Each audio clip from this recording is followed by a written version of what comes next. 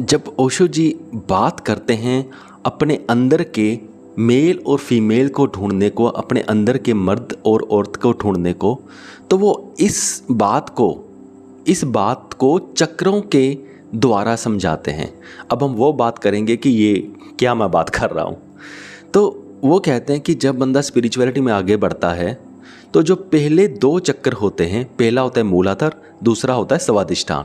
जो मूलाधार चक्कर है वो मेल को रिप्रेजेंट करता है, जो स्वादिष्ठान चक्कर है वो फीमेल को रिप्रेजेंट करता है। तो सबसे पहले इन दोनों चक्रों का मिलन होता है या मिलान होता है, इन दोनों की एनर्जी कंबाइंड होती है। जब इन दोनों की एनर्जी एक दूसरे के साथ हिट होती है तो बंदे में परिवर्तन आते हैं।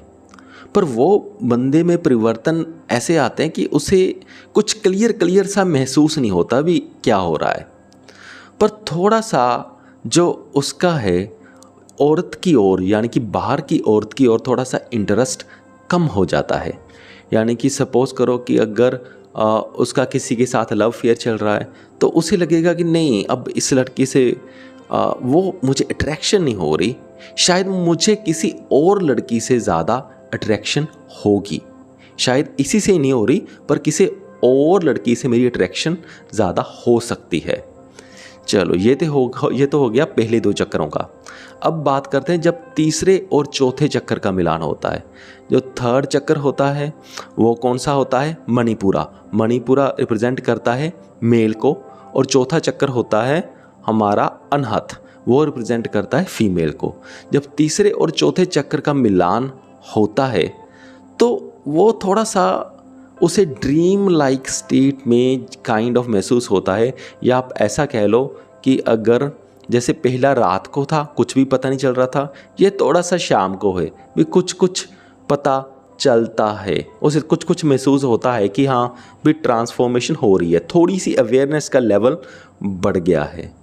और अब इसमें क्या होता है, जैसे मैंने नोट्स बना के रखे हुए हैं, हाँ, तो इसमें क्या था कि उसका जो इंटरेस्ट है वो अब पहले से लगता था शायद बाहर की औरत से मुझे ज़्यादा अट्रैक्शन हो सकती है, अब उसे लगेगा कि मुझे किसी भी औरत से कोई अट्रैक्शन उसे महसूस नहीं होगी। और ये उसका जो दिमाग में थॉट था कि बाहर की औरत से ज़्यादा अट्रैक्शन महसूस हो सकती है, वो भी नहीं होएगी।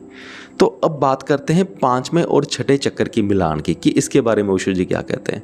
5वां चक्कर होता है विशुद्धा, वो रिप्रेजेंट करता है मेल, और 6ठा चक्कर है आज्ञा, वो रिप्रेजेंट करता है फीमेल।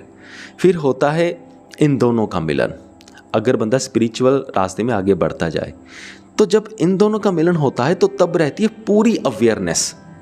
यानी कि अब जैसे पहले का था आप नाइट को जैसे अवेयरनेस कम थी, दूसरा मिलन हुआ इवनिंग को, अवेयरनेस थोड़ी सी बढ़ गई।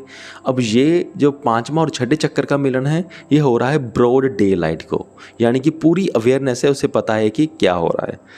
तो इससे उसे सब कुछ क्लियर हो जाता है कि मेरे अंदर क्या हो रहा है, मेरा बाहर इंटरेस्ट अब किसी में है नहीं, अब मुझे पूरा क्लियर है कि जो भी कुछ है मेरे अंदर ही है, और अंदर जो मिलन का रस है वो बाहर के मिलन के रस से कहीं ज़्यादा है, उसे ये बातें क्लियर हो जाती हैं। फिर बात करते हैं 7वें चक्कर की, जो है सहस्रार। जब वहाँ तक बंदा पहुँचता है तो बिल्कुल नॉन डुअलिटी में आ जाता है। अब उसके दिमाग में कोई कंसेप्ट नहीं है, ना जीवन, ना मौत, ना माइंड, ना नो माइंड, वो सारे इन चीज़ों से परे हो जाता है। यानी कि वो अपनी पीक स्टेट पे पहुंच जाता है। तो ये थे 7 चक्र, और ओशो जी ने इन चक्रों के द्वारा 3 मिलाप के बारे में बात की है जो हमारे शरीर के अंदर होते हैं, और उनके रिजल्ट्स भी बताए हैं। सो मुझे पूरी उम्मीद है कि आप सबको ये पॉइंट्स समझ में आ गए होंगे। अगर आप भी कुछ कहना चाहते हैं, पूछना चाहते हैं तो कमेंट करके ज़रूर पूछें। इस वीडियो को यहाँ तक देखने के लिए आपका बहुत बहुत धन्यवाद।